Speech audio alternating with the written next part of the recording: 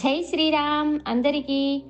ఎత్ర ఎత్ర రఘురామ కీర్తనం తత్ర తత్ర కృతమస్తకాంజలం. ఎక్కడైతే శ్రీరాముల వారి పూజ కీర్తన జరుగుతూ ఉంటుందో అక్కడ రాముని పరమ భక్తుడైన హనుమంతుడు ఆనంద బాష్పాలు నిండి కన్నులతో నమస్కరిస్తూ ఉంటారు. అందుకే గోస్వామి తులసీదాసు రచించిన హనుమాన్ చౌపాయి గురించి వినే ముందు అందరూ అందామా, జై శ్రీరామ్, జై శ్రీరామ్. సంత తులసీదాసు రాసిన ఈ హనుమాన్ చౌపాయి అవధి అనే భాషలో రాసబడి ఉన్నది. ఒకప్పుడు ఇది అయోధ్య యొక్క వాడుక భాష. రాను రాను భాషలో కలిగిన మార్పుల వల్ల హిందీ భాషలో ఒక సరళిగా మారిపోయినది.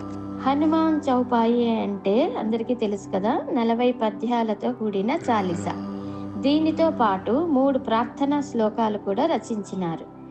కవి తులసీదాసు గారు చివరి శ్లోకంలో ఇలా రాశారు: సీతారామ లక్ష్మణ సమేతంగా తన హృదయంలో నిలుపుకున్న హనుమ మా హృదయంలోనూ నిలుపుము అని ఆంజనేయుణ్ణి స్మరిస్తూ వివరణలోకి పోదామా. తులసీదాస్ గారు హనుమాన్ చాలీసాను ఏ సందర్భంలో వ్రాసినది సూక్ష్మంగా తెలుసుకుందామా.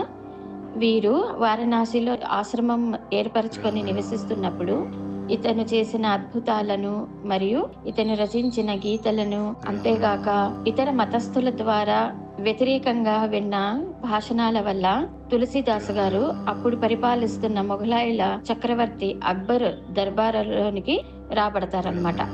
అప్పుడు అక్బరు తులసీదాసు గారిని ఉద్దేశించి, మీరు ఎన్నో అద్భుతాలు చేసినారంట కదా, చూపించండి మాకు కూడా, అంతేకాక మా గురించి, మా పరిపాలన గురించి కూడా వర్ణించండి అని చెప్పగా, ఇదంతా రాముల దయ, రాముల వారి ఆశీర్వాదము, వారి మహిమ అని గోస్వామి తెలిపినప్పుడు అక్బరు కోపం పడి జైలు శిక్ష విధిస్తారనమాట. జైలు శిక్ష అనుభవిస్తున్నప్పుడు తులసీదాసు గారు తనకు వచ్చిన ఈ సంకటమును హనుమంతుణ్ణి తలుచుకుంటూ రాసినదే ఈ హనుమాన్ చౌపాయి. ఇలా రోజుకో చౌపాయి రాస్తూ ఉండగా 40వ రోజు నిజంగానే అద్భుతం జరిగినది. అక్బర్ దర్బారులో వేల కొలది వానర సైన్యము వచ్చి అక్కడ ఉన్న దర్బారు జనులని ఎంతో హింసిస్తూ బీభత్సం చేయసాగినారు.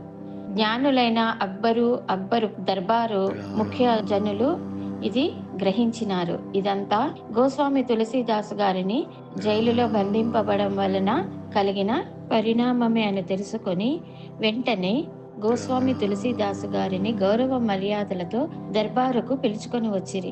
వారు వస్తుండగానే అక్కడ ఉన్న వానరులన్నీ ఏ విధంగానో తెలియదు మాయమైపోయినవి. అప్పుడు అక్బరు వారిని ఉద్దేశించి ఇలా మాట్లాడినారు: ఎలా మీరు ఇంత వానర సైన్యాన్ని ఎక్కడి నుంచి ఇక్కడికి పంపించినారు అని అడుగగా, నాకు ఏ వానర సైన్యము కనబడటలేదే, ఆ హనుమంతుని దర్శనం నాకు కలగలేదే అని బాధపడగా, అదే దర్బారులోనికే తులసీదాసు గారికి హనుమంతుల వారి సాక్షాత్కారం లభించినది. ఇలా హనుమాన్ చాలీస పుట్టుక మనము సూక్ష్మంగా తెలుసుకున్నాము కదా. ఇక ముందుకు పోదామా.